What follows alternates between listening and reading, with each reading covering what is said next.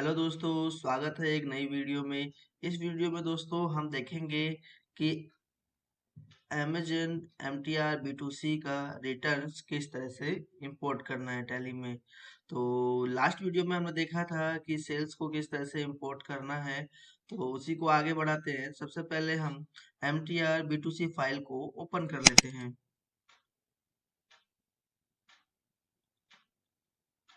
हमारी फाइल कुछ इस तरह की है।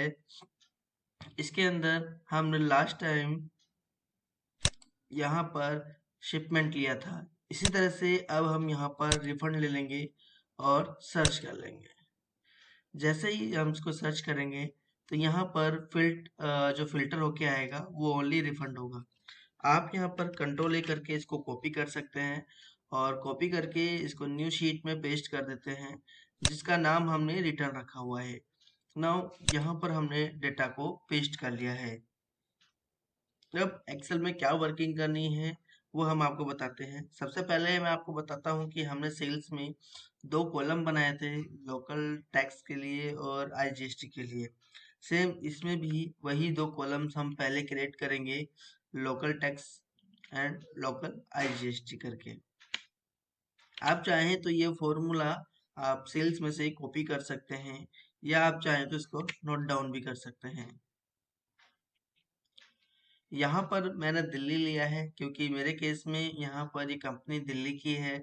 इसी केस में अगर आपका कंपनी राजस्थान है, हरियाणा है, पंजाब है, तो आप उसके अकॉर्डिंग यहाँ पर स्टेट सेलेक्ट कर सकते हैं। अब यहाँ पर आप देख पा रहे होंगे कि मैंने एक एक्स्ट्रा कॉलम बनाया है जिसको नाम दिया है पार्टी अमाउंट। और इसके अंदर जो फॉर्मूला लगाया है वो ओनली सिंपल ये फॉर्मूला लगाया है कि ए माइनस AB2। ओके, यानी कि जो AB का वैल्यू है उसको हमने माइनस से इंटू कर दिया है, यानी कि पॉजिटिव में कर दिया है, AB में भी माइनस में होगा। ओके, नाउ हमने सिंपल ये चेंजेस किए हैं। ओके, नाउ आप इसको चेकआउट कर सकते हैं। नाउ मैं आपको दिखा देता हूँ ए बी कॉलम पर क्या चीज़ है। ए बी कॉलम पर टोटल वैल्यू है जिसको हम सेल्स के लिए यूज किया करते थे पार्टी के अमाउंट के लिए, बट यहाँ पर माइनस में अमाउंट आ रहा है। इसकी वजह से हमने इसको पॉजिटिव में चेंज करने के लिए वो फॉर्मूला हमने बनाया है। ओके, तो चलते हैं हम अपनी टैली की स्क्रीन पर और हम आपको बताते हैं कि किस तरह से आप रिटर्न का डेटा इंपोर्ट कर सकते हैं। तो सबसे पहले दोस्तों हम टैली पे आ जाते हैं। टैली पे आने के बाद में आप गेटवे ऑफ टैली पे इस तरह का स्क्रीन देखते हैं। तो सिंपली सबसे पहले आपको चले जाना है इंपोर्ट पे, और इंपोर्ट में जाने के बाद में आपको ट्रांजेक्शन में चले जाना है। जैसे ही आप ट्रांजेक्शन में जाते हैं यहाँ पर आपको फाइल फॉर्मेट सेलेक्ट करना है, जैसा कि हमने सेल्स में देखा था। सिंपली हमने यहाँ पर एक्सेल को सिलेक्ट कर रखा है पहले से, और यहाँ पर हमें वो फोल्डर लेना है जहाँ पर हमारा डेटा अवेलेबल है और वहाँ से उस एक्सेल फाइल को सिलेक्ट कर लेना है। जैसे उस फाइल को सिलेक्ट करते हैं वहाँ पर आपको उस एक्सेल फाइल की जो वर्कशीट है उन सभी के नाम आपको शो हो जाते हैं। आपको जो वर्कशीट हमने अभी रेडी किया था उसका नाम हमने रिटर्न रखा था। आपको सिंपली वो रिटर्न को सिलेक्ट करना है। अगर आपके केस में वर्कशीट का नाम कुछ और है या आपने कुछ और रख लिया है, शीट 1 शीट 3 रहता है, तो आप उसको भी ले सकते हैं। नाउ मैं यहाँ पर रिटर्न ले लेता हूँ। अब यहाँ पर मैनेजिंग मैप टेम्पलेट्स आपको दिख रहे हैं। यहाँ पर वो टेम्पलेट्स हैं जो हमने बनाए हैं। यहाँ पर आप देख पा रहे होंगे कि Amazon sales MTR B2C, sorry Amazon sales return B2C हमने एक टेम्पलेट बनाया है। इस टेम्पलेट्स को हम यूज करेंगे। नाउ ये टेम्पलेट्स आपको कैसे मिलेगा हमने आपको लास्ट वीडियो में बताया था। हम यहाँ पे भी रिपीट कर देते हैं। आपको सिंपली डिस्क्रिप्शन में जाना है, कुछ स्टेप्स को फॉलो करना है और वो टेम्पलेट्स रिसीव कर लेना है। नहीं तो आप हमारी टीम से कनेक्ट कर सकते हैं।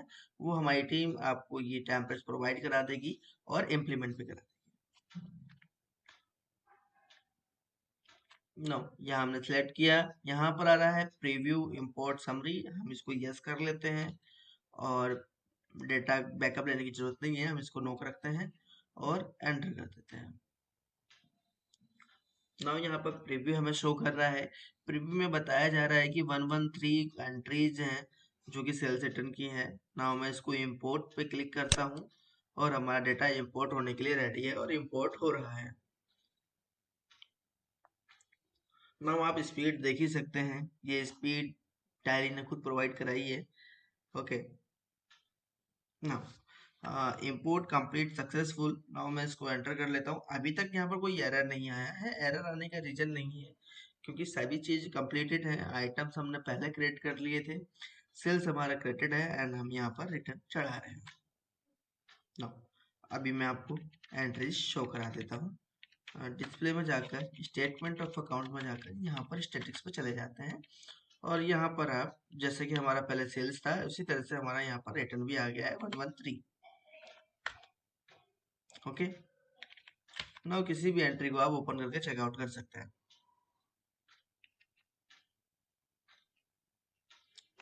इसमें टैक्स इसलिए नहीं है क्योंकि ये एग्जाम्प्ट है। जहाँ पर सीजीएसटी होगा वहाँ सीजीएसटी, जहाँ आईजीएसटी होगा वहाँ पर आईजीएसटी के अकॉर्डिंग एंट्रीज अवेलेबल हो जाएंगी। नाउ मैं अभी आपको जीएसटीआर रिपोर्ट भी चेकआउट करा देता हूँ। इसके लिए हम जाएंगे स्टैट्यूटरी रिपोर्ट्स पे, जीएसटी पे, जीएसटी 1 पे। नो,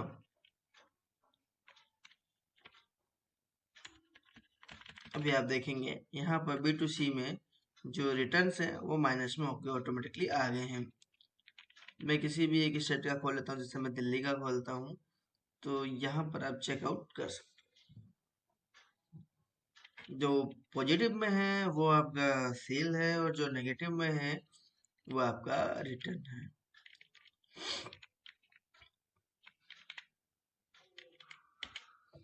ओके,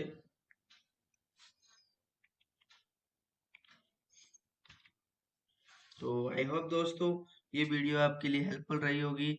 मिलते हैं एक नई वीडियो पे नए प्रोसेस के साथ में। हम नेक्स्ट वीडियो में देखेंगे कि अमेज़न B2B का डेटा कैसे इंपोर्ट करना है टैली में। वो थोड़ा सा चैलेंजेस है क्योंकि उसके अंदर पार्टी का नाम आता है, उसका जीएसटी नंबर आता है और सामने वाली को इनपुट भी लेना रहता है। अगर अभी भी आपने हमारे चैनल को सब्सक्राइब नहीं किया है तो सब्सक्राइब कर लीजिए और कुछ क्वेरीज हैं तो कमेंट्स जरूर कीजिएगा। मिलते हैं एक नई वीडियो के साथ में जल्द ही।